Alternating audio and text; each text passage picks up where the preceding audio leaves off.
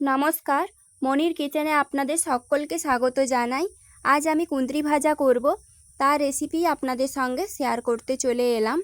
এখন আমি বাগানে চলে এসেছি, সবজি বাগানে। এখান থেকে আমি কুঁদরি তুলে নেব। দেখো, কুঁদরি ধরেছে, ফুল ফুটেছে। নিজের বাগানে সবজি হলে যে কি খুশি লাগে বলে বোঝাতে পারবো না। বাগানের এই টাটকা টাটকা সবজি তুলে রান্না করার মজাই আলাদা। এখান থেকে আমি কুঁদরিগুলো তুলে নেব। এই দেখো বন্ধুরা, কীরকম পাতার ভেতরে লুকিয়ে আছে। এগুলো আমি তুলে নেব।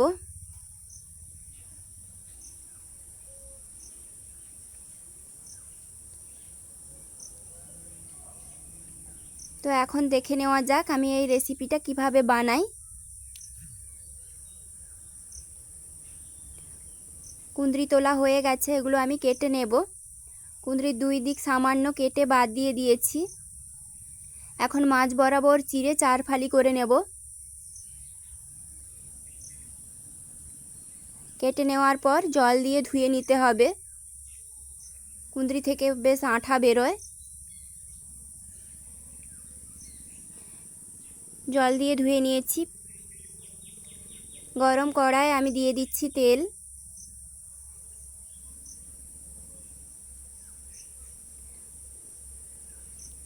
তেলের মধ্যে কেটে ধুয়ে রাখা কুঁদরিগুলো দিয়ে দিলাম।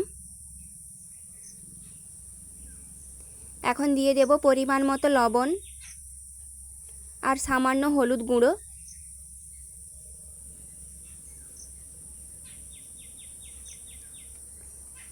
নেড়ে চেড়ে মিক্স করে ঢাকনা দিয়ে দেব।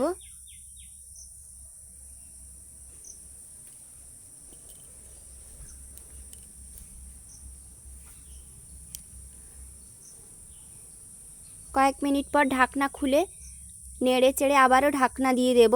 এইভাবেই ভাজাটা করে নেব।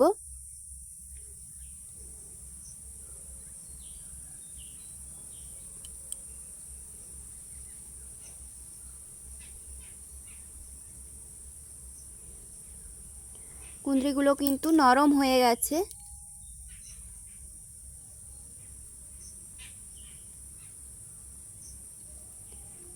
দেখেই বোঝা যাচ্ছে ভাজা ভাজা হয়ে গেছে।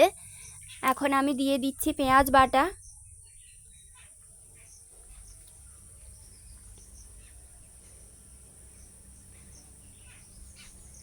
নেড়ে চেড়ে খুব সুন্দরভাবে মিক্স করে নিতে হবে।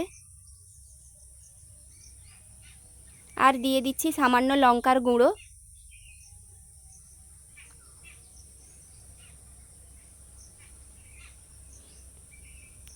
যতক্ষণ না পেঁয়াজের ভাজা ভাজা সুগন্ধ ছড়ায় ততক্ষণ অবধি ভেজে নিতে হবে।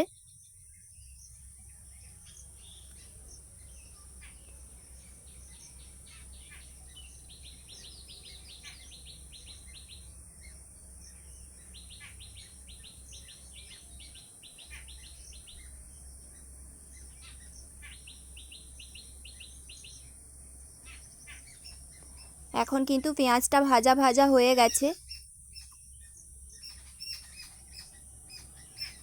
কুঁদরি ভাজা হয়ে গেছে। এ অবস্থায় আমি ভাজাটা নামিয়ে নিচ্ছি। গরম গরম কুঁদরি ভাজা রেডি।